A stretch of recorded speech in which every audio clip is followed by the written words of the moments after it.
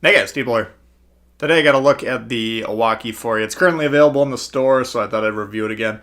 Got Gunichi Makawa on the screen here, level 15 with level 16 Norm Scott and a level 11 Jerzy Swirsky, who comes with the Polish Biscuit, the Polish destroyer. This is a double concealment build, a high level build. This is a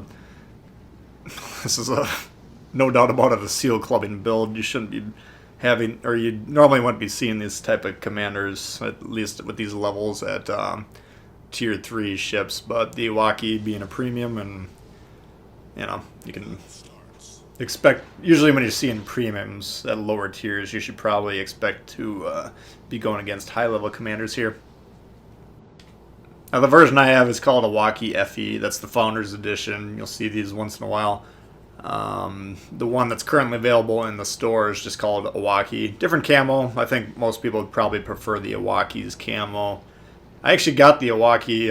My buddy Dragos gave me a copy of the hard copy of the game, which came with some premium ships. The Iwaki was one of those.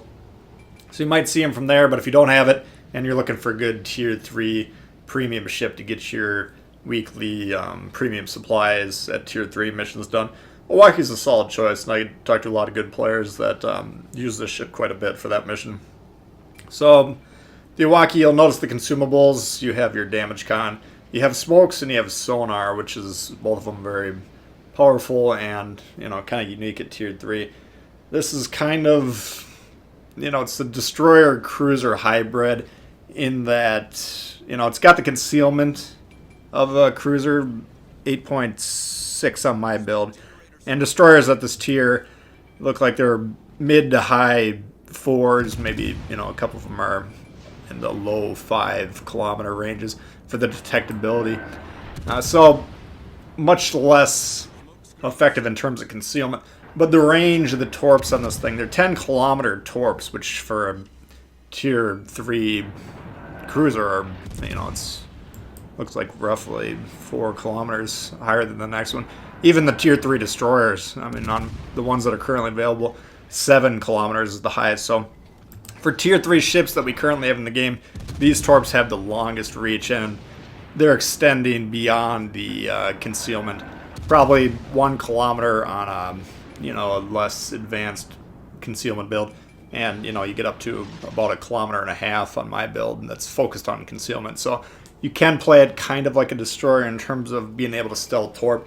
But if you're closing in on ships, you're probably going to get spotted by the enemy destroyers quite comfortably before you're able to close in. So it's not a ship that should be front-lining.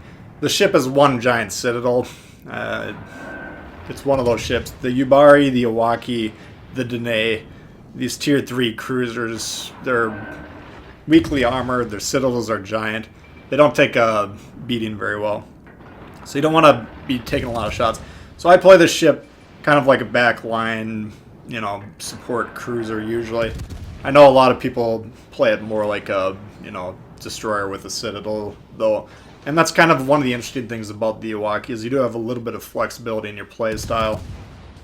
I actually played a game with Kurita, which is one of the destroyer commanders for Japan, in this ship, when I was kind of refamiliarizing myself with the ship to do the review for today. Now, I'll do a video soon about kind of oddball commander builds like that. But kind of the key, you can go through your commanders, and if they say destroyer only for the perk, those are kind of worthless if you're running them in a cruiser. But if you have perks or base traits or whatever that say they affect your ship, then you can use those on kind of oddball builds. And again, we'll talk about that here in the near future a little bit more in a different video. But it is kind of interesting, and Kurita had some interesting options for that. I don't think that's the strongest build on this. I'd rather run a Makawa or a Yamamoto personally. But those of you that kind of have an eye of running this more as kind of a destroyer with a citadel, you could look at Kurita, you could look at Tanaka, you could even look at Hai Hachiro and see what kind of options are available there. Again, just look for those perks and traits that say they affect your ship, because those destroyer commanders, they're not going to be helping your build much if they're the perks you're trying to apply, say they're for destroyers. So comparing this to the Yubari, this one has an extra gun, but you can see on the diagram there in the bottom, you can only get 4 guns on target at any time. Now those are 4 turrets with 1 gun each, or 5 turrets with 1 gun each. The Yubari has 2 turrets with 2 guns each. So, you know, if you're not fully broadside, you're actually just firing 2 guns, you know, in a steeply angled situation. So the Iwaki, in terms of guns, I think they have a better gun setup. Compared to the Kuma has 7 guns. I haven't played the Kuma for a while, but I assume roughly half of those can be on target at any time. So in terms of firepower, they're all kind of the same. Same stats for HE damage, 2400, 10% fire chance, 2700 AP damage. The torps are kind of the main difference. Again, the Iwaki has very long range torps.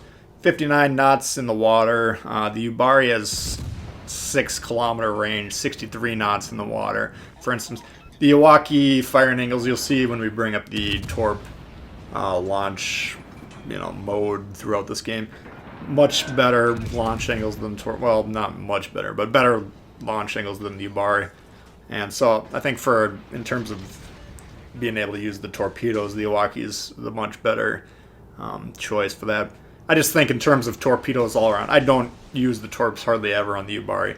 I'll use them, you know, whenever I get the chance to on this.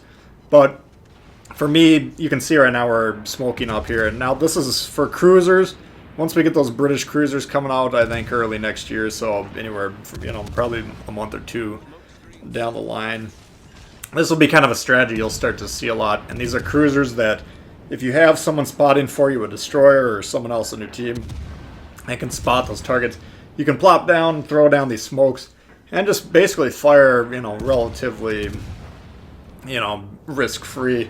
Now, good players can potentially take blind fire shots at you. I think this Kaiser might actually take a blind fire shot if I remember, but, you know, it's strong players or really experienced players will be able to punish you on occasion when you're doing this. But, you know, it is a very strong play. You know, either heavies or like the Iwaki that can smoke itself up. You know, I'm very close to this ship. If I wasn't in smoke cover right now, he would absolutely wreck me. But because he doesn't have a really great shot at me, there's not a whole lot he's really able to do in this situation. So Iwaki, I think it's a very strong ship for Tier 3. I don't play it a whole heck of a lot. Usually when I'm doing my missions, I'll take out the Nassau or the Arkansas, or once in a while the Yubari. I just kind of like the Yubari a little bit more in this, just because I initially hated it so much, and now as I've gotten better as a player, I actually think the Yubari is a decent ship. But the Iwaki, I think, is actually a better ship than the Yubari is, pretty much across the board. I can't really think of too many advantages that one has. Iwaki, like the Yubari, has, what's it called? I think it's Aiming Systems Mod 0, if I recall, but it's the first slot of modules on the ship. Massive increase to accuracy. So these Tier 3 premium Japanese cruisers are extremely accurate, and even though the guns don't punch that hard, they're extremely accurate, and you can really rail shots from long range. Now, the AP, I mean the guns, I play a lot of Japanese cruisers, but you know, from Tier 4 up, they're all 203 guns, whereas these are 140s, so these aren't as effective as I'm used to on these Japanese cruisers, but they're not bad. And you'll see, you know, we've hit some citadels in this game. If you have broadside cruisers, you can punch through. Typically, for battleships, I'm usually shooting HE, just trying to start those fires. Relying solely on the guns to get damage, you're not going to get huge damage games usually, unless you're able to really position yourself well, and the enemy kind of is good enough to survive long enough for you to deal damage to them. A lot of times these, you know, Tier 3 games will end really quickly just because the ships collide very rapidly in the middle, and then they just invariably die off very quickly.